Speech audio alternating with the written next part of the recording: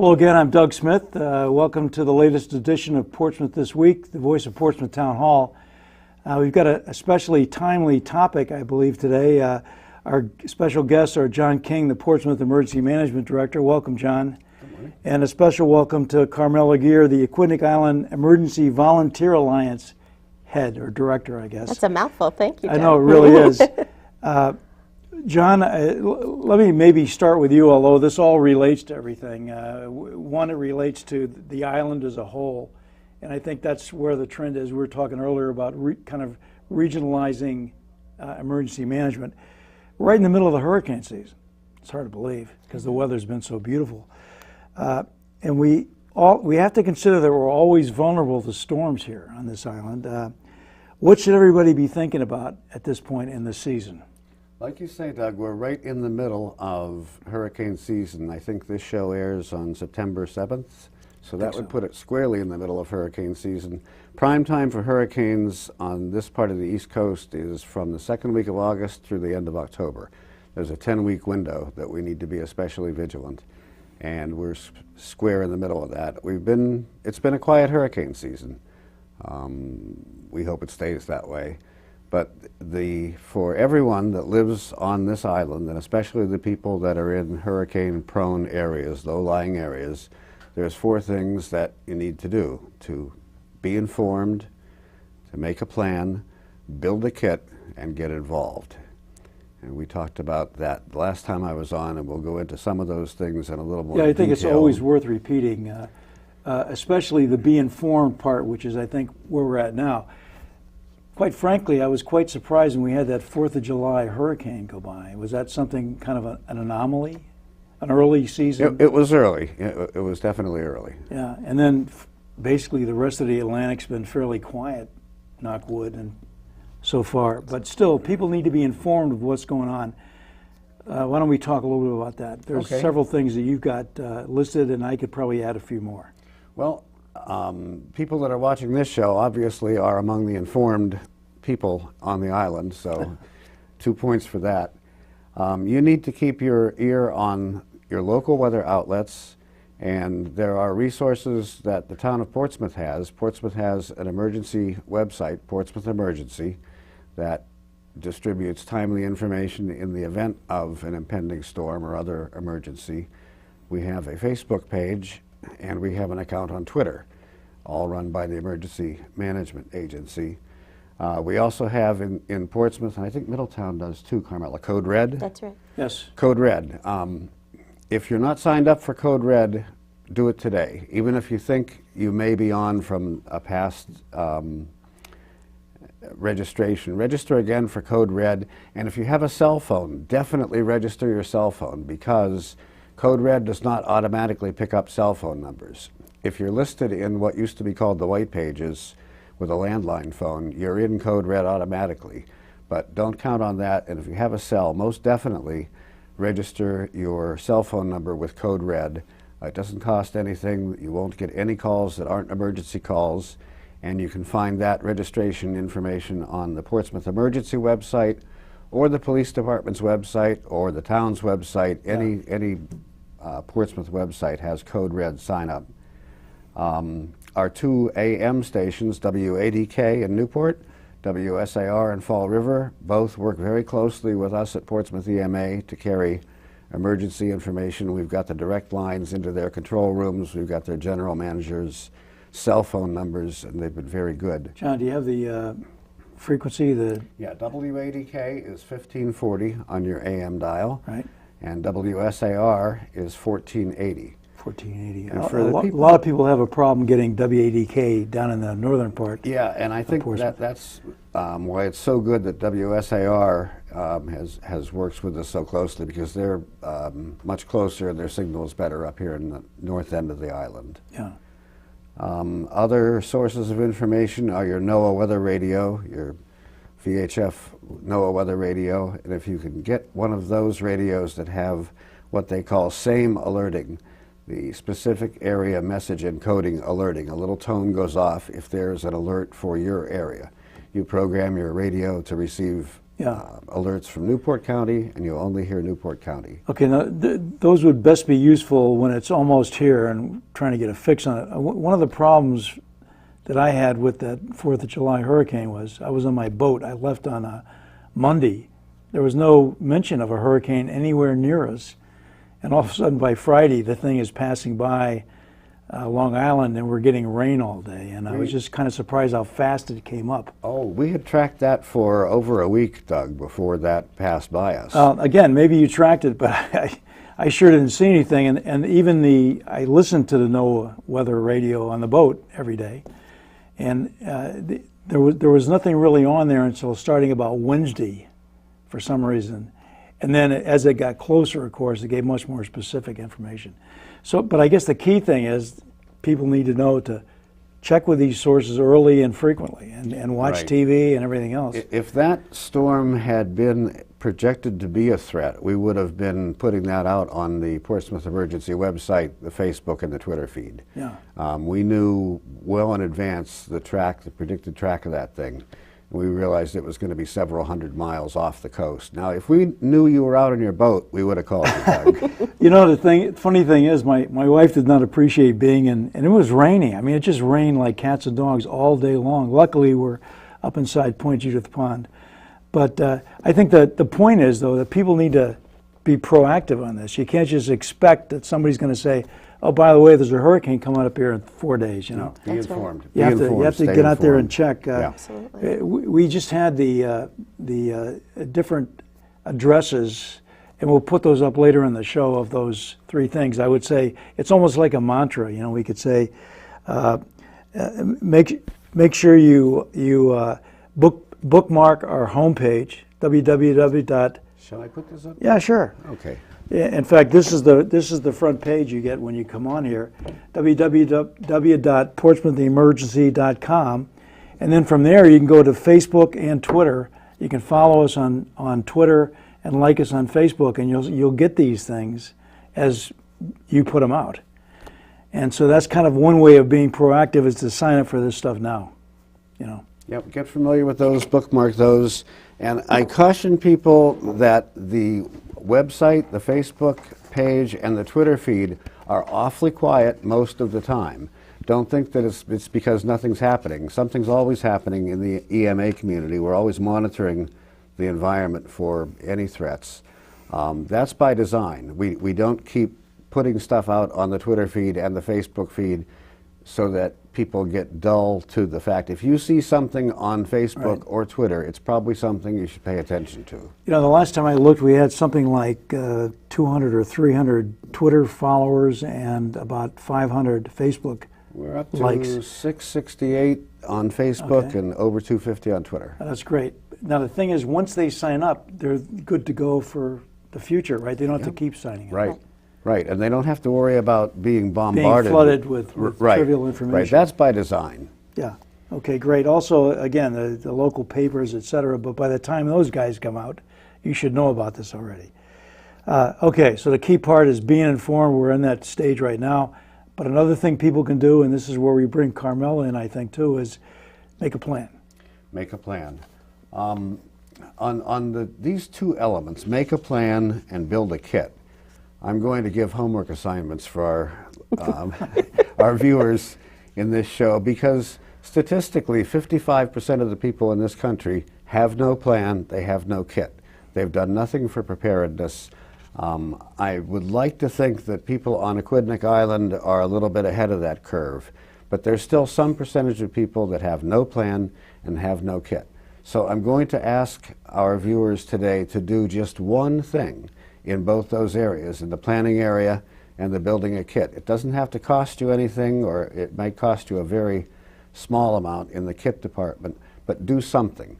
Do one thing to build your preparedness planning and your emergency kit. One simple thing you can do in making a plan is have an out-of-town contact.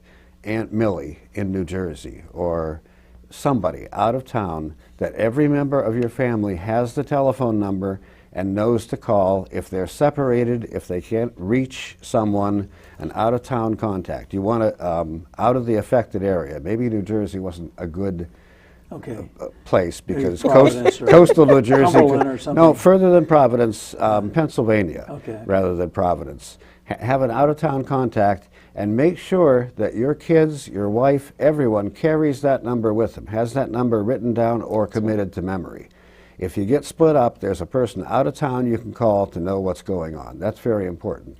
Do that one thing. Absolutely. Just do that one thing. It'll cost you nothing to get Aunt Millie's number, and let Aunt Millie know, by the way, that she's the out of town. Right, she's the out of town contact. Okay.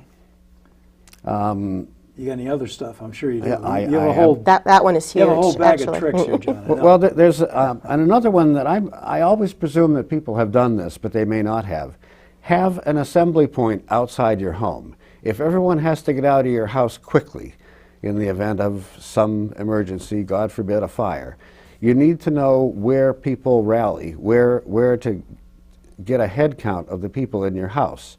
It may be out by the neighbor's driveway or the mailbox or someplace. Have an assembly point designated that everyone, when they evacuate your house, goes to that point so that you know everybody's out of the house because they're all at that single assembly point. I think another point there might be to know when to evacuate your house, because I think I would evacuate my house at the very last possible minute.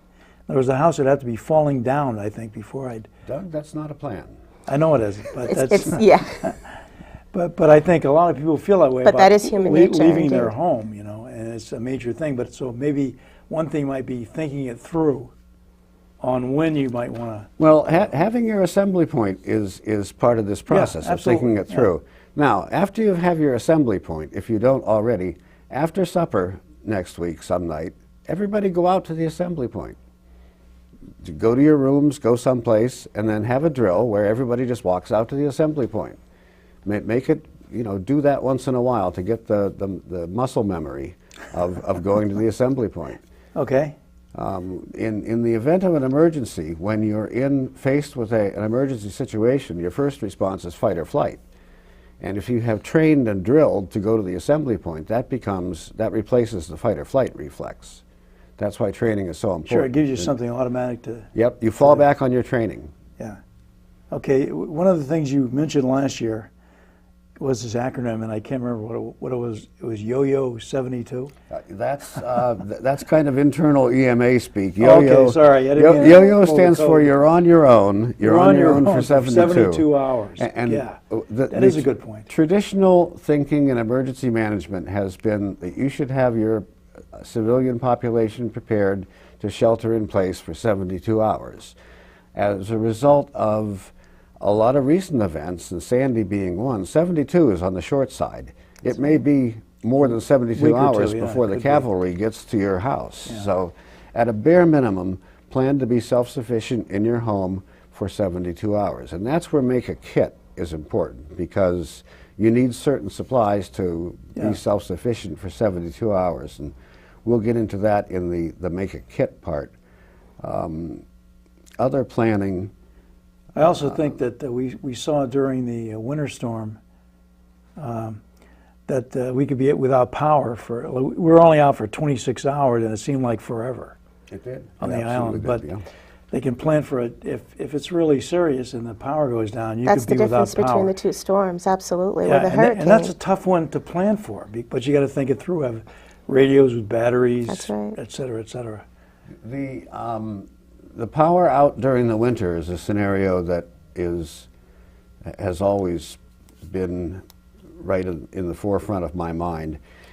You should be able to shelter in place in a single room in your house where everybody has warm clothing and sleeping bags. You will not freeze to death in your house unless, you know, barring some extraordinarily cold weather. You will not freeze to death in your house in a single room if everyone has adequate clothing. All of us have camped out, I think, in below freezing temperatures, or at least most people have, I assume. Your house is good shelter, but that requires some advanced planning. What room are you going to block off? How are you going to do that? And where are the sleeping bags? Where's your clothing? So that's part of the 72 Now, hour. now, one of the ways we might segue this, and maybe it's too soon in your list, but here to Carmella though, is the shelter issue. I mean, I think people might want to include in their plan where they would go if they had to. You know, they had a little bit of warning, and this would particularly. We have a lot of folks at Island Park and other low-lying areas, Common Fence Point maybe, that almost every time we get some serious weather pattern, they get flooded out. And they might think ahead, and that's where we'll get into Carmella's in a minute about the shelter. Sure. But they need to know that basically the shelter's at Gaudet Middle School. And so they need to plan on how are they going to get there, who are they going to take, what do they take with them. We'll get into that in a second. Excellent point, Doug. That's part of planning. Know if you are in a hurricane evacuation zone. You can, I think we have a, Doug, can you flip up Yes, the, we do. the map there? Yes, we do, right here. There is a hurricane evacuation map that is posted on the Portsmouth EMA website. Who's getting this? It Bob? may also be available on the town website, but know ahead of time if you're in a hurricane evacuation zone. Okay, these zones are the ones marked in red. Yes. Yeah, Now, if the map, it's not clear from the map if you are or are not in an evacuation zone, call Town Hall, ask to talk to the town planner. Gary has a database that he can refer to immediately to tell you if you are or are not in a hurricane evacuation zone. So know ahead of time if you're in an evacuation zone, and then know where you're going to go to. Most people will not probably go to a public disaster shelter. Carmella's Middletown shelter, most people stay with family or friends that are out of the evacuation zone. Typically, less than 5% of the people end up in a public shelter that are evacuees. But know ahead of time where you are going to go. And also, now that you mentioned family and friends, you might think through somebody that's got room for you perhaps, and that's in a higher elevation that may not be as effective. It would not be something you do at the last minute. Yeah. You call Grandma and say, Grandma, the family's moving in, we've been evacuated. You might want to let Grandma know in advance and have plans. If Grandma doesn't happen to have infant supplies, for instance, on hand, stage that ahead of time. Get the necessary family supplies at your alternate Well, hopefully location. you'll bring your own kit, right? So that when you go to Grandma's, you'll have the main things you need. You want to just talk quickly about that? Yep, let's move on to build a kit. Now, this is another, this falls into that 55% of the population don't have a single thing in a disaster preparedness kit. And our homework assignment for our viewers today is to go to the store. The next time you're at the store, pick up a case of bottled water. It'll cost you $3 or $4 for a case of bottled water, 24 half-liter bottles. Stick it in the basement, in a closet, in the garage, throw a blanket over it, and you've done something to build your kit. That water will keep for at least 1 year. Next year, drink it, get a new case of water. But that gives you 3 liters of water, the 24-pack of bottled water. That would be enough. That would meet the minimum what the authorities require or think is adequate for 3 days for one person. You could probably stretch that. That would go 3 days for maybe 2 people. But when your first case of water, say, you look at that and say, gee, I'm ahead of the game here. I've got a kit. I've got something, yeah. Add another case to it someday. Then you might want to think about, well, I've got water. What am I going to eat? Stash some canned food in the house. MREs are not really necessary. The pre-prepared, high-priced, ready-to-eat meals, emergency food. Canned food's great. Food that doesn't need refrigeration. You should have a first aid kit. You probably have one in your house already. If you don't, get a first aid kit. But the homework assignment is get that case of water. Now, if you already have that case of water and you have food, go to FEMA's most excellent website, www.ready.gov. Ready.gov has an excellent section on build a kit.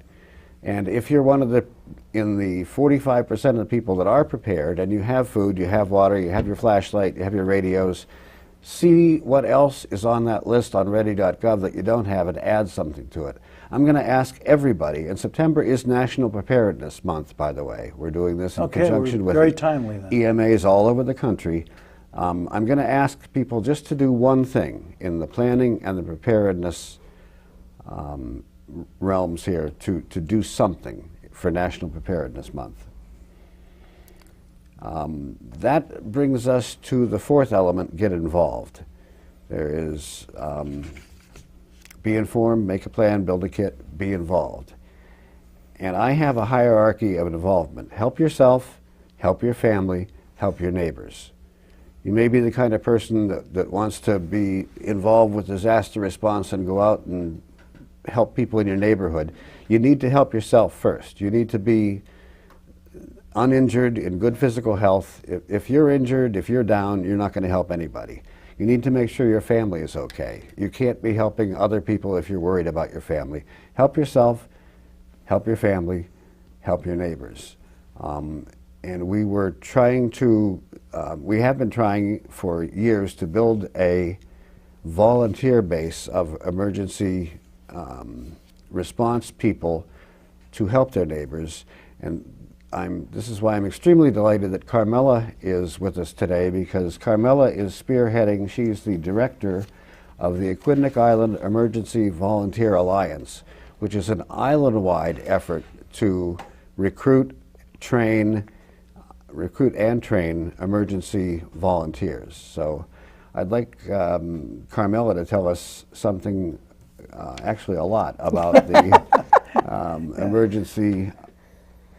Aquidneck Emergency Volunteer Alliance. Yes. Affectionately known as AVA. It's an AVA. awfully big mouthful to spit out one word after the other. The idea for AVA actually came about after the last three events, Irene, Sandy, and then Nemo.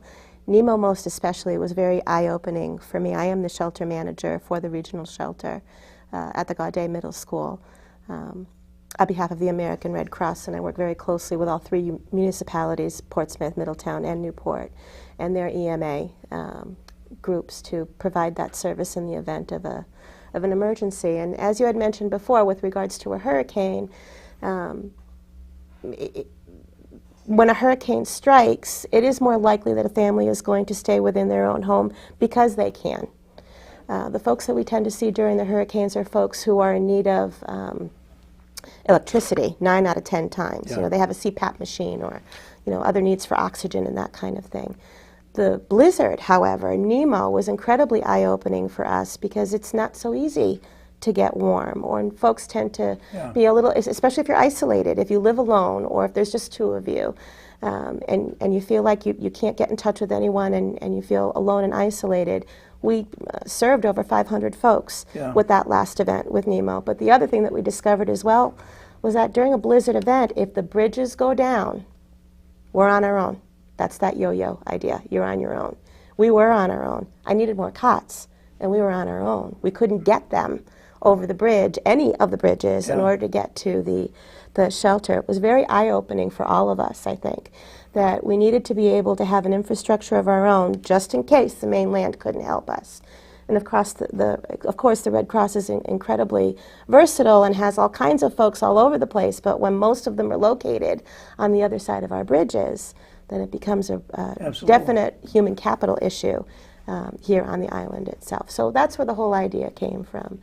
The fantastic thing about this particular island is that all three municipalities work so well together when it comes to emergency management. That's good to hear. So it really is the epitome of regionalization working. Yeah. So maybe you guys are at the forefront of something here. I would like to think so. I think John would certainly agree. And an emergency is an emergency no matter where it is that it hits.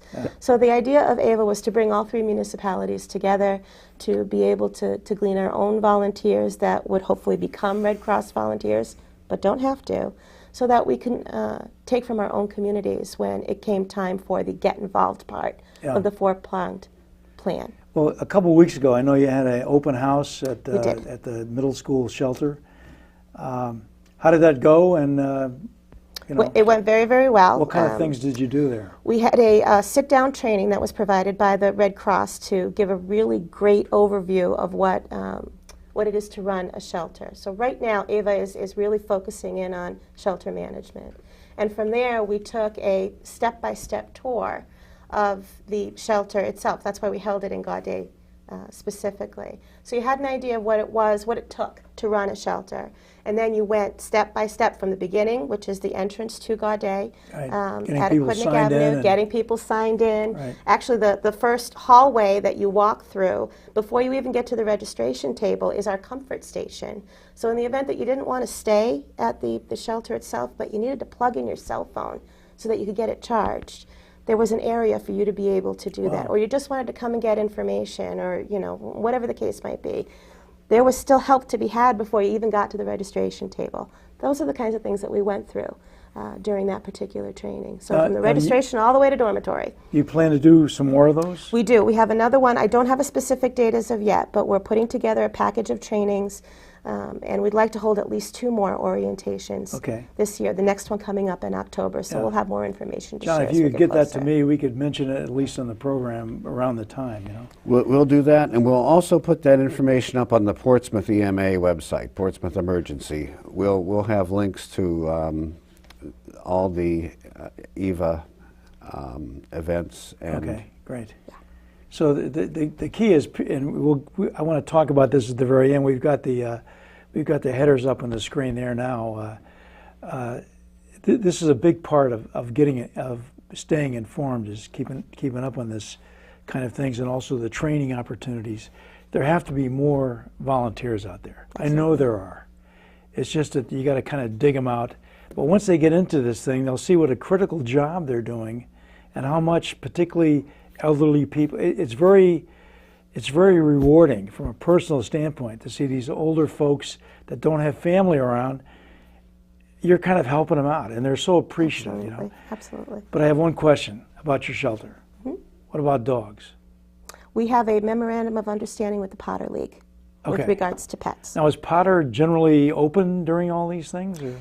During the heat of the event, or the cold, depending on what which event it happens to be, the dogs will remain, or the cats will remain in their crates with water and with food, and they will not be attended during the most crucial part of the event itself. And then the volunteers come back when the heat of the event is So there is a passed. place to take your animals. There is a That's place the to key take your thing, animals. because a lot of people like me, I guess, I have 3 dogs, and they're part of my family. Me too. I have a dog too. Okay. Absolutely. So either you're a dog person or you're not. Or I you're think. not. Yeah, that's true. Okay, great. I think we only got a minute left. See, time flies in these programs. It And does. Carmella, I really appreciate you coming on and sharing this stuff Well, thank with you us. for having me. And I'd like to help you guys publicize this thing a little bit more. All of us here in the program would like to maybe get a flyer from you guys. We can post it and stuff like that. Absolutely. For the next ones coming up.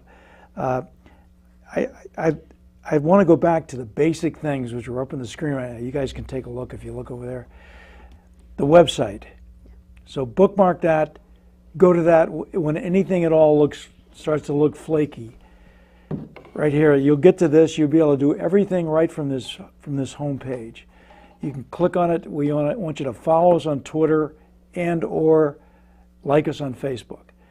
And once you do that, then you'll get these bulletins and things that once we man up the EMA, or even John does this before we man up the EMA, he'll be posting emergency information on there. So that's the key. So I think we're out of time, guys, but Carmella, thank you so much for coming on. John, good having you here again, too. thank you, Doug. Thanks again, Doug. That's about it for me, Doug Smith. See you next time.